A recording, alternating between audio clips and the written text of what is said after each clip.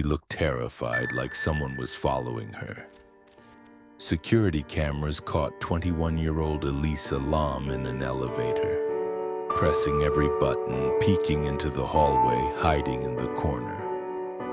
Then she starts waving her arms, as if arguing with someone invisible. Minutes later, she walks out and disappears. For weeks, nobody could find her.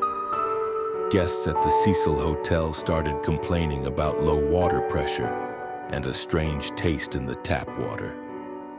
Maintenance climbed to the roof and opened a water tank. Inside, they found Elisa's body, naked, decomposing for 19 days. No one knows how she got up there. The rooftop was locked. The alarm never went off. Some say she was running from something human.